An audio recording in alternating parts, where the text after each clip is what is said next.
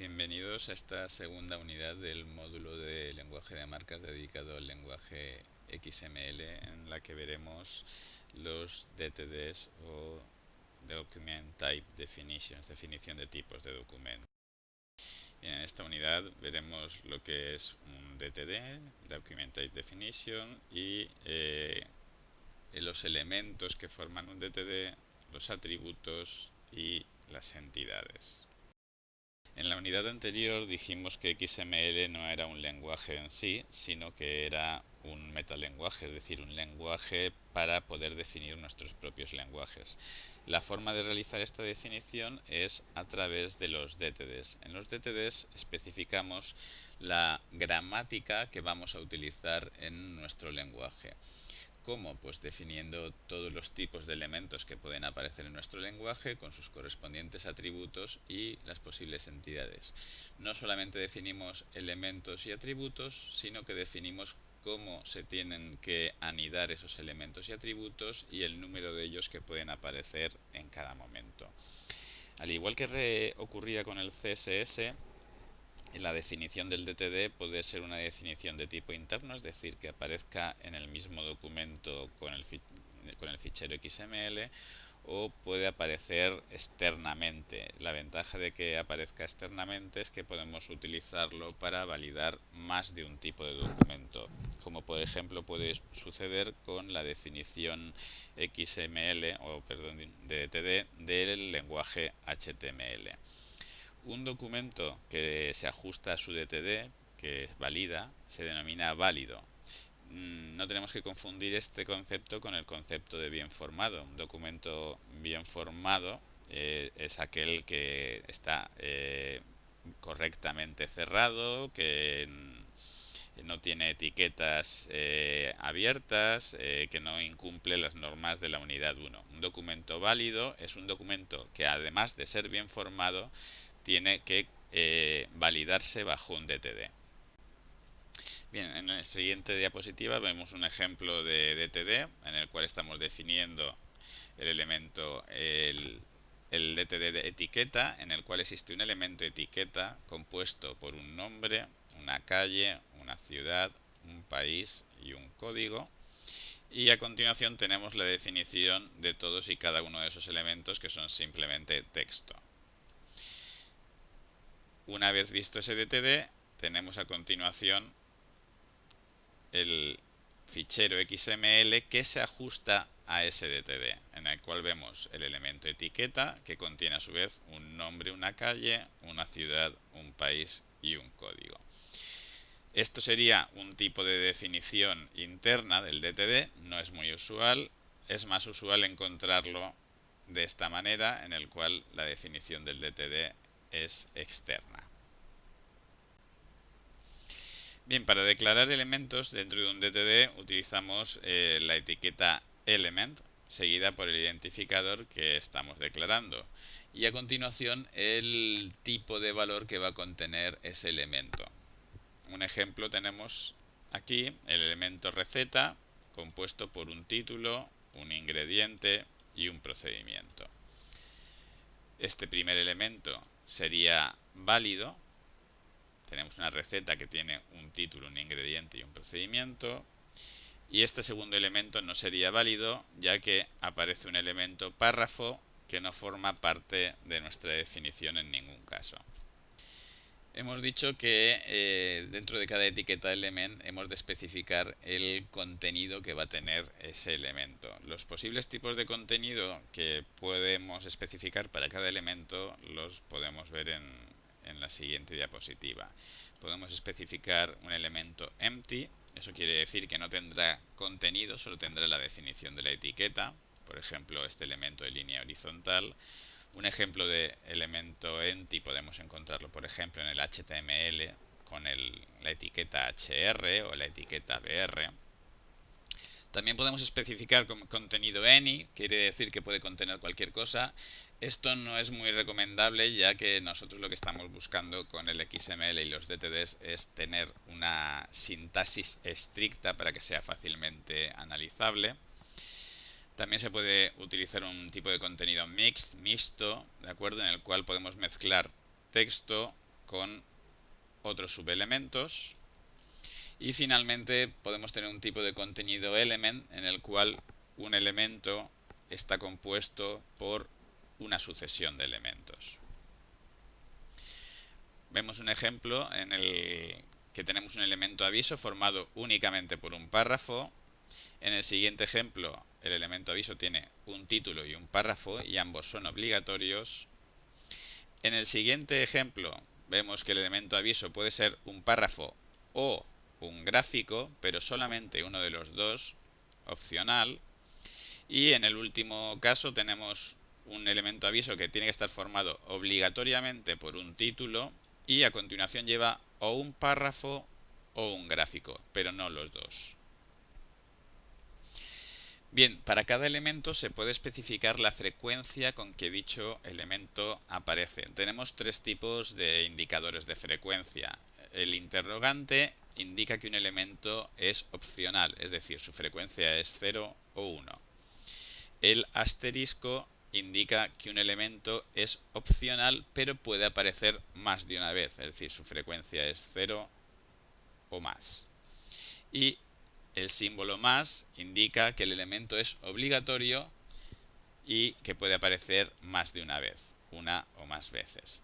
Si no especificamos ningún tipo de indicador de frecuencia, quiere decir que el elemento es obligatorio, pero únicamente aparece una vez. En la definición que tenemos en la diapositiva, vemos que tenemos el elemento aviso, que está compuesto por un título opcional y a continuación un párrafo obligatorio o más de un párrafo y terminando un gráfico de manera obligatoria. Este conjunto de un párrafo o más y un gráfico se puede repetir 0 o más veces. Esto implica que, por definición, el elemento aviso podría ser vacío. Bien, complementariamente a la definición de elementos tenemos los atributos. Los atributos son valores que aportan información adicional sobre los elementos. Únicamente se pueden especificar una vez y el orden no es relevante. No se pueden especificar atributos de atributos, ¿de acuerdo? La declaración de un atributo es especificando la etiqueta attList y a continuación indicamos el nombre del elemento al que pertenece el atributo, el nombre del atributo, el tipo de atributo y valor por defecto si lo tuviera. En el siguiente ejemplo vemos un elemento mensaje que tiene un atributo prioridad. Los valores para la prioridad pueden ser prioridad normal o prioridad urgente, y si no especificamos ningún valor, se asume que la prioridad es normal. También tenemos un elemento texto que tiene un atributo idioma. Ese atributo idioma es un valor texto, una cadena, y es obligatorio. Con arreglo a esta definición de DTD podríamos tener el siguiente fichero XML, en el que tenemos un elemento mensaje con prioridad urgente y un elemento texto con idioma español.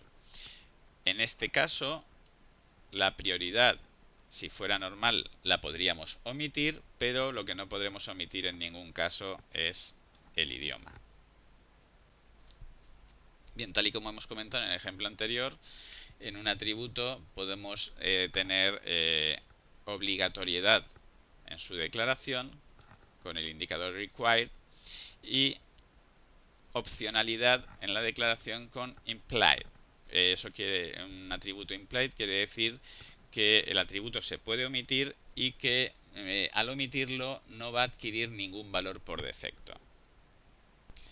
El tipo de contenido que podemos tener en un atributo básicamente son dos: atributos de tipo CData, character data, en el cual se puede especificar una cadena de texto, y atributos enumerados, que contendrán valores de una lista especificada separada por la barra vertical. Hay un tipo especial de atributo que es el atributo ID e IDREF. Los atributos ID e IDREF nos permiten crear un sistema de indexación similar al que tenemos en los índices de las bases de datos. Un atributo de tipo ID indica que el valor de ese atributo no se va a repetir nunca. El atributo de tipo idref lo que hace es indicar que el valor de ese atributo referencia a un atributo id declarado previamente. Por ejemplo, tenemos aquí una definición en el cual el elemento enlace tiene un identificador de referencia destino y el elemento capítulo tiene un identificador referencia.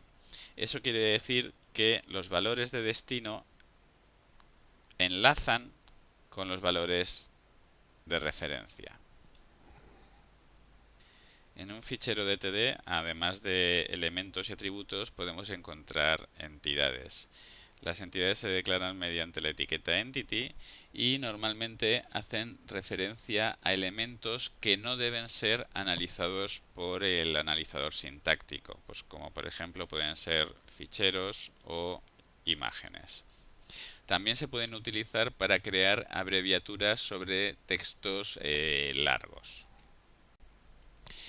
Podemos tener entidades internas o externas, entidades analizadas o no analizadas y entidades generales o de parámetro. Una entidad interna básicamente consiste en una abreviatura, es decir, definimos la entidad OVNI como objeto volador no identificado. Cuando dentro del XML encontremos la definición del OVNI como entidad, esto se sustituirá por el objeto al cual está definiendo. Bien, una entidad externa puede ser otro fichero XML que reside exteriormente a nuestro fichero, y las entidades analizadas normalmente hacen referencia a imágenes u otro tipo de elementos similares.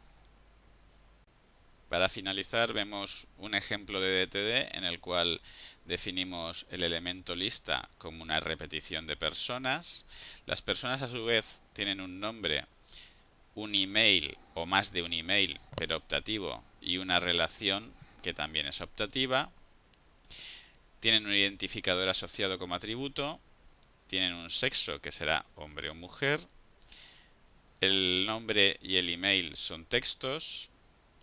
La relación es un elemento vacío que se define mediante atributos. Mediante un atributo que puede ser amigo o ser enemigo.